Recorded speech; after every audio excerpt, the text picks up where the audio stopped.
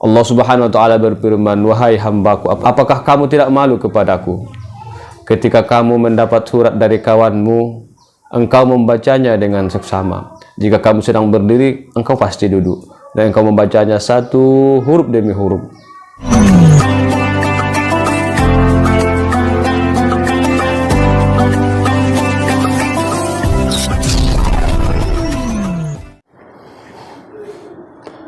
Assalamualaikum warahmatullahi wabarakatuh. Bismillahirrahmanirrahim. Alhamdulillahirabbil alamin. Wa bihi nasta'in ala umuruddin waddin. Asyhadu an la ilaha illallah wa la syarikalah wa asyhadu anna sayyidina Muhammadan abduhu wa rasuluh. Sahabat amalan mulia yang saya hormati, mudah-mudahan dalam keadaan sehat wal afiat dan dalam lindungan Allah Subhanahu wa taala. Alhamdulillah, kita sudah memasuki beberapa hari bulan suci Ramadan, sudah memasuki fase yang kedua, yaitu masuk 10 kedua di bulan Ramadan. Mudah-mudahan kita masih tetap bertahan dan terus meningkatkan ketakwaan dan keimanan kita kepada Allah Subhanahu wa taala dengan harapan, dengan permintaan dan permohonan semoga kita keluar dari bulan suci Ramadan ini dalam keadaan fitri dan menjadi hamba-hamba Allah yang bertakwa. Sahabat amalan mulia yang saya hormati, dalam bulan suci Ramadan kita harus banyak membaca Al-Quran. Membaca Al-Quran adalah sama dengan Allah Subhanahu wa taala berdialog dengan kita, karena Al-Quran itu adalah firman-firman Allah Subhanahu wa taala. Jadi kalau kita ingin mendengarkan ucapan Allah Subhanahu wa taala yang tersurat, maka mari kita membaca Al-Quran. Membaca Al-Quran menurut para ulama adalah lebih utama daripada zikir yang tidak ditentukan dengan waktu atau zikir-zikir umum. Sahabat amalan mulia yang saya hormati, membacanya juga harus tartil. Tartil itu harus hati-hati, pelan-pelan membacanya dengan perhatian yang sangat luar biasa. Itu namanya tartil.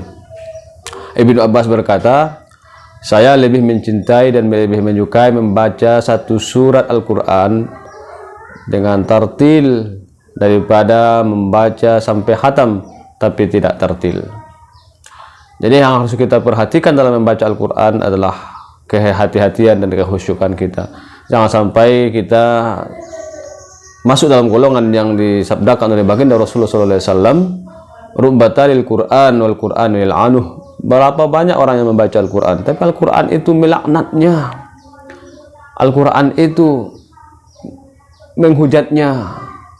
Nauzubillah summa nauzubillah. Ini yang harus kita pelajari. Menurut Imam Al-Ghazali, kenapa Al-Quran melaknat kita? Karena kita membacanya, mulut kita berkomat kamit membaca Al-Quran, tetapi hati dan perhatian kita tidak ke Al-Quran.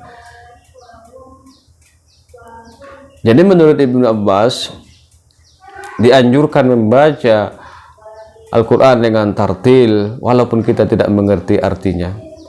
Ya, sesuai dengan kemampuan kita, dan kita maksimalkan perhatian kita. Jangan sampai lalai. Jangan hanya sekedar latihan lidah, latihan untuk memperlancar saja, tapi perhatian kita tidak ke Al-Quran. Ini harus kita coba, ini kita harus bisa lakukan.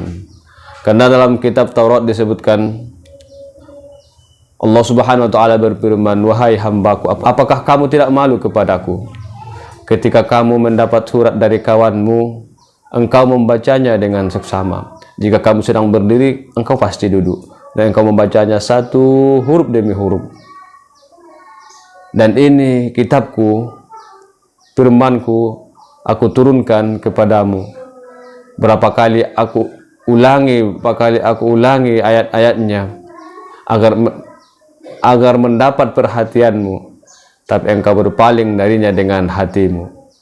Wahai hambaku, apakah aku lebih hina dari kawanmu itu di sisimu? Wahai hambaku, apakah engkau tidak malu kepadaku jika seseorang kawanmu datang kepadamu pasti engkau memperhatikan ucapannya, pandanganmu dan perhatiannya tertuju kepadanya. Sampai-sampai kalau ada orang yang mengganggu perhatianmu, mengganggu pendengaranmu, pasti engkau memberi isyarat agar jangan mengganggu, agar engkau senantiasa konsentrasi mendengarkan ucapan sahabatmu itu. Wahai hambaku, inilah Al-Quran, inilah kitabku, datang menyapamu, tapi engkau berpaling darinya, tidak memperhatikannya dengan baik, tidak khusyuk membacanya. Wahai hambaku, apakah aku lebih hina dari sahabatmu itu? Ta'alallahu uluwan kabira, ta'alallahu uluwan kabira, maha tinggi Allah yang setinggi-tingginya dari sifat yang seperti itu. Sahabat amalan mulia yang saya hormati, tidak dapat kita pungkiri memang kita masih banyak kekurangan dan kealpaan kita dalam membaca Al-Quran. Belum sanggup seperti yang disampaikan oleh Ibnu Abbas, belum sampai kepada derajat yang disampaikan oleh baginda Rasul SAW. Tapi mudah-mudahan dengan upaya kita yang senantiasa berusaha untuk memaksimalkan bacaan dan perhatian kita untuk Al-Quran, semoga Al-Quran jangan sampai menghujah kita nanti di hari kiamat. Semoga Al-Quran itu jangan sampai melaknat kita. Semoga Al-Quran yang kita harapkan adalah sebagai sahabat akan datang memberi pertolongan kita pada hari kiamat. Mudah-mudahan video singkat ini bermanfaat. Selamat berpuasa dan semoga puasa kita diterima oleh Allah Subhanahu wa taala. Mohon maaf atas segala kekurangan dan kekhilafan. Assalamualaikum warahmatullahi wabarakatuh.